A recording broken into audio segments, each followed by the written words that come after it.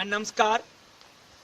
रमालो राम ते साथी तहसील रामनगर दे रौहने वाले आई पुजे अपने ग्रां दे सामने उपर सामना बंज जेड़ा ग्रां इंचा धीरन लेट जोफड़ ते गढ़ दे कन्ने कन्ने गै उपर एक ऐसा टाप है जिसका नाम है सामना बंज। सच्चे के सामना बंज है। इत्थे राजें दा भी राज रिया, राजें दा इत्थे अपना महल भी रिया। तो इस जगह का नाम है सामना बंज। इसकी आरसी पीक भी आख्या जाता। रमालो राम ते साथी अपने गीते राय सामने बंज दी सैर कराना लगे। आओ साथियों सामने बंज दी सैर करचै, सामने बंज दी सैर करचै ते रली मिली है इस नजारे का पूरा पूरा सामना सीधा सीधा आनंद प्राप्त करचै। निक्की निक्की वर्खा लगी दी, कनी कनी धूर पे दी, रौसनियां रोसनियां धारां वो सामने स्योज लब्भा करदी, गुंदोलू दा ठिल लब्भा करदा, एदे कंढे कंढे उज ठाठा मारिए बगा करदा। सोने सोने उच्चे उच्चे शैल पहाड़ ते सोने सोने गबरू ते बांकियां बांकियां नारां। आओ चलचै लेई चलने तुसेंगी सामना मंज। रुमालो राम ते साथी डोगरी गीतड़ू पेश करन लग्या। रुमालो राम ते साथी, रुमालो राम ते साथी, रुमालो राम ते साथी। ए रैन कलौंदा टप्पी असें बल्ले बल्ले जाना, रैन कलौंदा टप्पी असें बल्ले बल्ले जाना।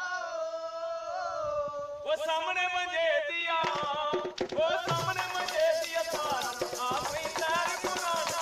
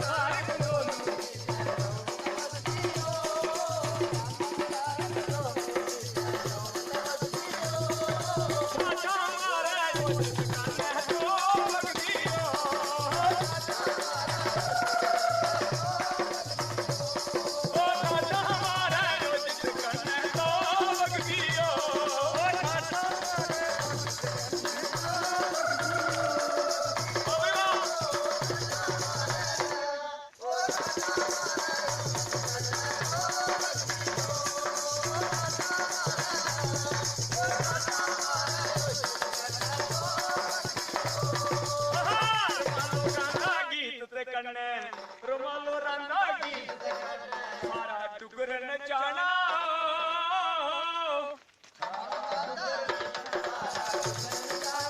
सामने मुझे दिया